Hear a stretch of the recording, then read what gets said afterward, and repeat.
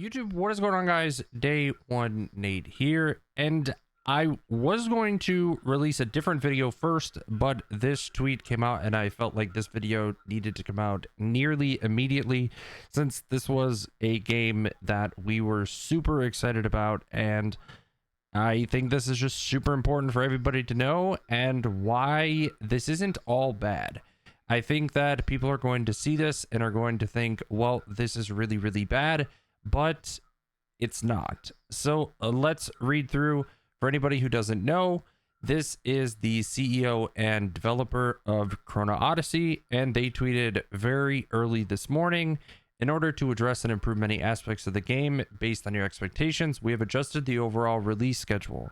There are more areas to refine than initially anticipated, and our development team is working tirelessly to make sure everything is addressed. And from there, then they just go on to say, we're going to, give you the information as we get it.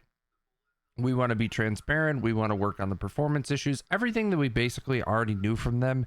They have came out multiple times and said, hey, we don't want to release this game, half unfinished. So it may take us a little bit more time. And this is kind of just them confirming, hey, it's going to take us a little bit more time.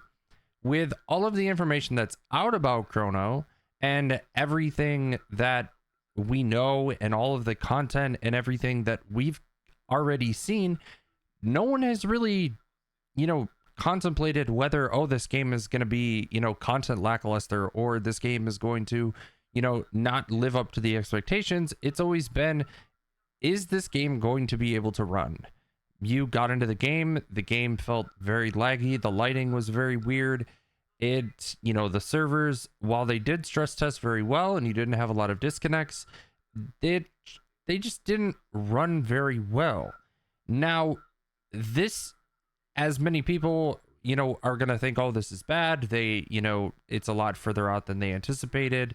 But in my opinion, I would rather them release a game that is finished, a game that they are proud of, a game that they are happy with, rather than a game that they feel forced to push out. And then people hate it through the first month because they can't get past all of the, the bugs and the performance issues. And then by the second month, the game is dead. So with this being said, there is also going to be an expectation that the next playtest that we get is not half-assed, and it's not, half put together. They're going to want a more full-fledged playtest that is something very similar to what we're going to see at release, and I think that's something that they want to give us.